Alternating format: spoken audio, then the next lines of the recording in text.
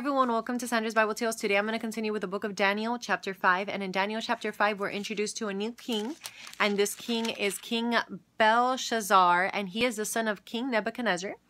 And now he is in power, he's the king, and he decides to hold a feast, and he invites his lords to the feast, he invites his wives, his concubines, he invites everyone.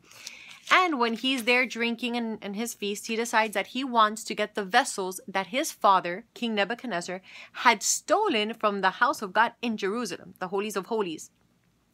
And they start drinking off of these vessels. Now, the moment that he starts drinking off of these vessels and they start praising the gods that they had that were made of gold, silver, bronze, wood, and it says that, and stone. And the minute that they start doing this, it says that fingers appear out of nowhere and start writing on a wall. So imagine you're just chilling, having a feast, drinking, you're probably a little bit buzzed, and all of a sudden you see fingers appear out of nowhere and start writing. This guy freaks out. It says that his appearance completely changed. And he was stressed.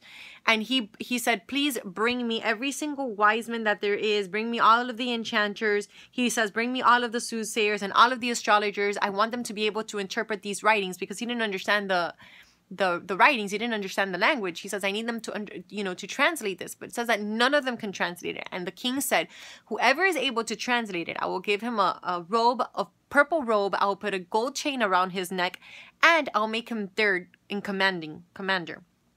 And no one can interpret it for him. So he was super stressed. And his mother, the queen, told him, look, don't worry about it. She says, when your dad was alive, he entrusted this man named Daniel. And Daniel has the living holy God living inside of him. And he's able to solve any riddle. He's able to interpret any dream, any vision. He's able to solve even the hardest problems.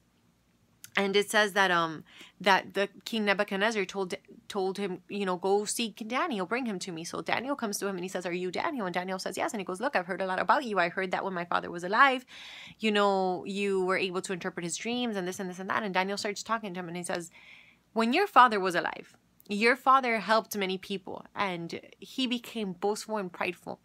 And because of it, God humbled him. He went to live 7 years as a beast in the field, and he had the mind of a beast. And God restored everything to him, his kingdom to him, and gave him back the mind of a man. And when he acknowledged that God was the one that had given him everything, and he humbled himself before God. He goes, yet you being his son, you knew all of this. He basically saying, you knew everything your dad went through. Your dad testified about it. But you knowing all of this, you turn your back on God and you worship God, because it says here that you worship gods of silver, of gold, bronze, iron, wood, and stone that do not see and do not hear and do not know. And then the living God, you turn your back against him and you dishonor him and you disgrace him. So he says, because of this, what the writing says on the wall is mene, mene, tekel, upharsin, which means numbered, weighed, and divisions. And the interpretation means, mene, God has numbered the days of your kingship and brought them to an end. Tekel, you are weighed in the balances and are found wanting. And peres, your kingdom and your kingship are divided and given to the Medes and Persians, which was foretold in the book of Isaiah in chapter 21.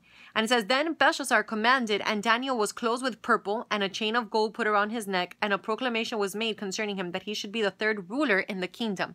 And right after all of this happened, that night, it says that King Darius goes and slays King Belshazzar. So the word comes to pass right then and there. And now when King Darius comes in, he's the successor of Belshazzar, right? He finds Daniel, and it says that he also keeps Daniel, and it says that he promotes Daniel. So something must have happened there. The Bible doesn't specify. I'm sure that when this king, and I saw it in a movie, so I'm thinking in the movie of Daniel, I'm thinking, and it makes sense, that when this king comes in to kill the other king and his people and subdue them, he sees that Daniel is wearing a purple robe and a gold chain. This is all God's doing. What a coincidence that they put that right before this other king comes in.